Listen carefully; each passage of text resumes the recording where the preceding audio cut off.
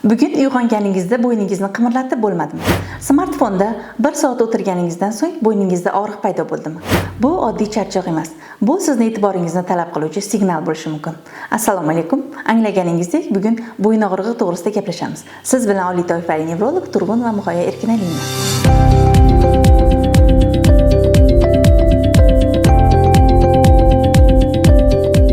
Bo'yin bu shunchaki yettita umurtqa emas. Bu bosh va tanani bog'lab turuvchi noyob struktura. Dunyo bo'yicha keng tarqalgan muammolardan biri bo'lib, dunyo aholisining 10% qismi umrida bir marta bo'lsa ham bo'yin og'rig'ini his qiladi. Rivojlangan davlatlarda bu ko'rsatkich yuqoriroq. Amerika Qo'shma Shtatlarida bir yiliga $90 milliard dan ortiq mablag' sarflanadi. Bo'yin og'rig'i asosan 25-50 yosh orasida uchraydi. Ayollarda 2,5-3 marta ko'proq uchraydi.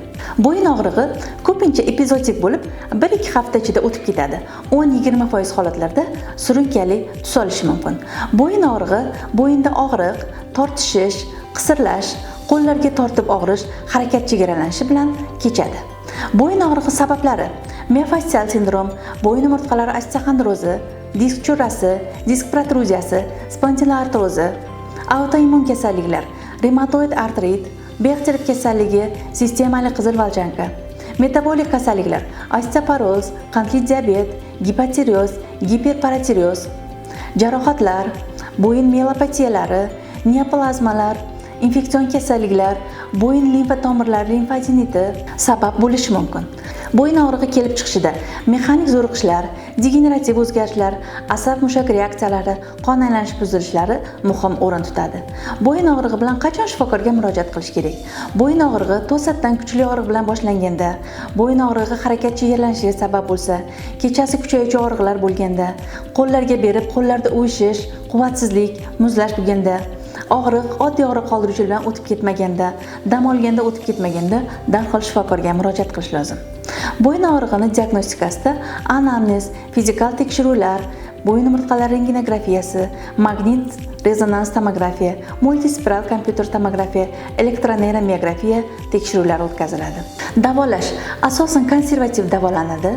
Birinchi o'rinda jismoniy harakatni cheklash, bo'yinga sheyniy воротникlar toqish, nosteroid yallig'lanishga qarshi preparatlar, analgetiklar, miorelaksantlar, vitaminoterapiya, neyroprotektorlar, sedativlar yoki antidepressantlar, og'riq kuchli bo'lgan holatlarda trigger zonalarga steroidlar bilan blokadalar qilish, fizioterapiya, UVC, lazeraterapiya, elektroforez, davolash gimnastikalari tavsiya qilinadi.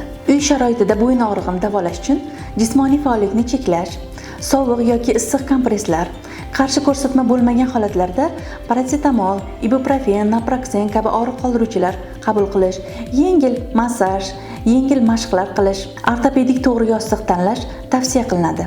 Bo'yin og'rig'i uzoq vaqt davom etganda surunkali og'riq bo'lishi, depressiya bo'lishi, uyqu buzilishlari, radikulopatiya belgilari, nerv qisilishi belgilari, qo'llarda quvvatsizlik, uvishish, vertebra bazalari yetishmovchilik belgilari, bosh aylanishi, muvozanat buzilishlari kuzatilishi mumkin.